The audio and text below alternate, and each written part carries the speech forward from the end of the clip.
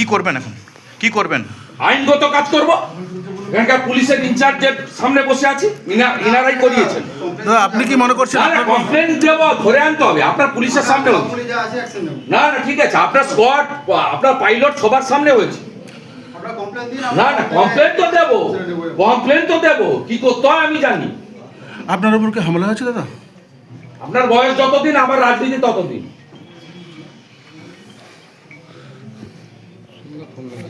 দাদা এটা কেন হলো মনে হচ্ছে, কেন হলো মনে হচ্ছে আপনার? এটা কেন হলো? যাওয়ার আগে আতঙ্কিত পুলিশ করিয়েছে। আপনি কি অবস্থানে বসবেন এখন? বসে আছি তো,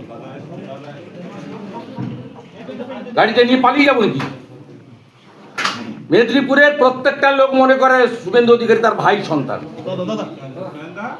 দলমত নির্বিশেষে সাহস কারোর হয় না, সাহস কারো হয় না। তোমাদের ডাক করো, আমি সই করবো, লয়ারকে ডাকো, এদের বাবার নাম ঠিকানা দিতে হবে, নাহলে ঠিকানাটা অন্তত তো বাবার নাম অজ্ঞাত। দেবকুমার দে ট্রেড ইউনিয়ন, মণিকাঞ্চন স্থানীয় প্রধান, বাণীব্রত ঠিকাদার, শাহরুখ খান গুন্ডা তৃণমূলের।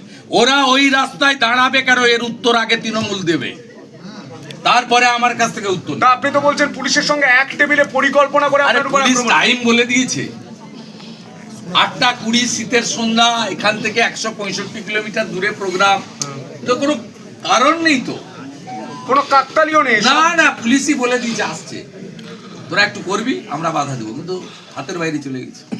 আমি বুঝতে পারলাম যে তৃণমূল আপনাকে নাই মারতে চাই, কিন্তু পুলিশও আপনাকে মারতে চাইছে। হ্যাঁ, পলাশ ডালি তো বাড়িপুরে করেছে এরা, কেস হাইকোর্টে পেন্ডিং আছে।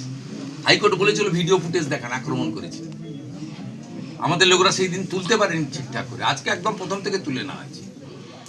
দেখা হবে পুলিশ এই ঢালির সঙ্গে আর রাজীব কুমারের সঙ্গে দেখা হবে।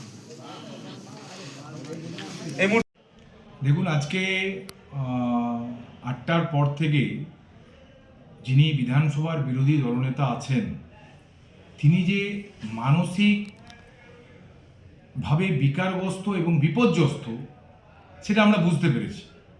কারণ গতকাল জেপি নাড্ডা মহাশয় এসে যেভাবে বাংলার সমস্ত দায়িত্ব দিল্লির, এবং বুঝিয়ে দিয়ে গেছেন রাজ্যের বিরোধী দলনেতাকে যে তুমি যে মিথ্যাচার করেছো, 1.5 কোটি নাম বাদ চলে যাবে, দিলে এই রাজ্যে বিজেপি ক্ষমতায় চলে আসবে, 1.5 কোটি ছেড়ে একটা লোকেরও নাম রোহিঙ্গা হিসেবে বাদ যায়নি।